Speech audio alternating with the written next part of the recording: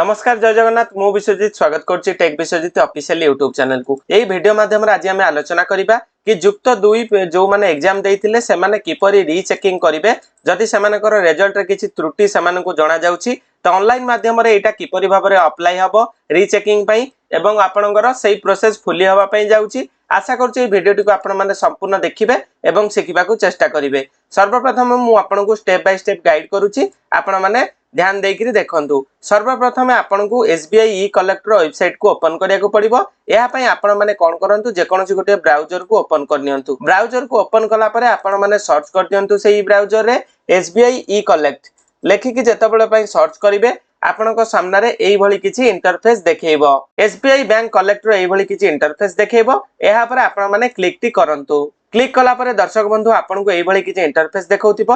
आपण माने select category रे एजुकेशनल इंस्टीट्यूट ऊपर क्लिक टी करंतु। मु जेउ जगह रे क्लिक करूछि आपण सही जगह रे क्लिक टी करंतु। क्लिक करिबा मात्रे आपण को एम्ति बहुत सारा इंस्टीट्यूट रो नाम देखौथिबो।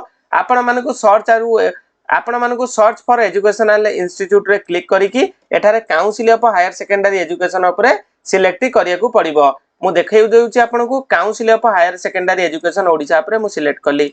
सिलेक्ट कला परे आपण को एई भली किछि इंटरफेस देखौथिबो। Council of higher secondary education Odisha या पर आपण को पेमेंट कैटेगरी टी पचारिथिबो। पेमेंट कैटेगरी आपण माने सिलेक्ट करि दियंतु। सिलेक्ट कला परे आपण माने केउंठी क्लिक करिवे ना आपण माने जेउ विषय रे आपण माने रीचेकिंग करिया पय चाहुथिबे। धर मु सपोज गोटे साइंस पिलार करिया पय चाहुछि ए जो लेखाइ छि readdition rechecking arts science commerce 2026 एहा पर क्लिक करूछि। आपनकर जदि वोकेशनल हेतिबो ता तळ ऑप्शन टी को चूज करिवे। तो मु वर्तमान पय readdition rechecking arts science ऊपर क्लिक करूछि। क्लिक करिवा मात्रे आपन को एठारे मागुची enter total number of paper apply. आपन केतेटा पेपर पय रीचेकिंग करिया पय अप्लाई करूचंती। मु आपन को कहि रखुची पर पेपर आपनकर 200 टंका लेखा धार्य करा जायछि सरकारक तरफरु। तेनु करी आपन माने जदि 5टा पेपर करिवे तो पर पेपर हिसाब रे 5 गुणन 200 आपन को 1000 टंका लागिवो। सेही हिसाब रे आपन माने कैलकुलेट करिकि आपन माने एठारे पकांतु enter total number of paper apply. मु एटा से पिलाटीर 2टा आवश्यक तो मु 2टा करिकि फेच पेमेंट डिटेल रे क्लिक टी करूची। दर्शक बंधु एहा पर आपन को एई भली किछि इंटरफेस देखौथिबो। Total number of paper apply रे 2 देखेला।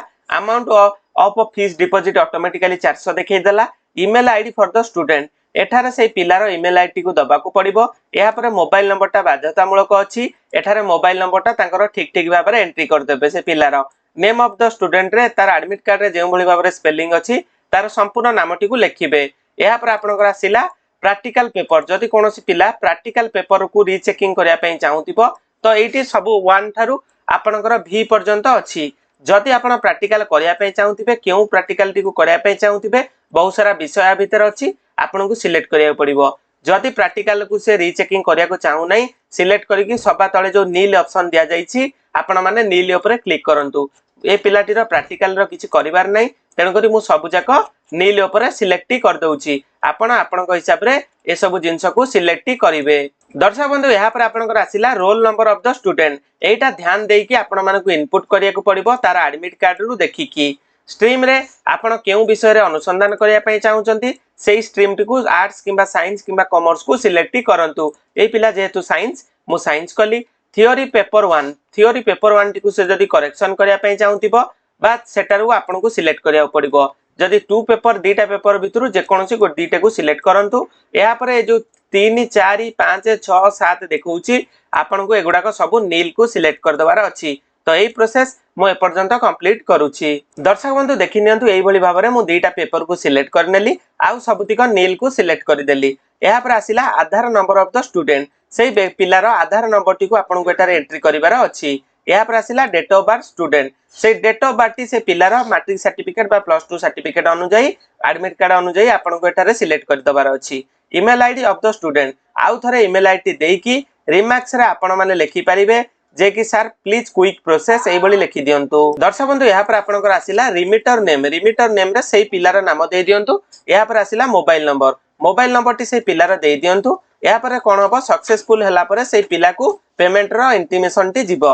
ईमेल आईडी रे आपण माने सेही पिलार ईमेल आईडी को पुनर्बार दियंतु। एठारे गोटे टिक चिन्ह मारी कि आपण को जहा कैप्चा एठी देखौतिबो से कैप्चा टी को इनपुट करिकि आपण माने नेक्स्ट बटन ऊपर क्लिक टी कर दियंतु। तो चलंतु एति प्रोसेस मु एबे करि नउछि। दर्शक बंधु एहा पर नेक्स्ट कला पर आपण गोटे प्रीव्यू देखौतिबो। दर्शक बंधु एहा पर आपण को एई भली एक प्रीव्यू देखौतिबो।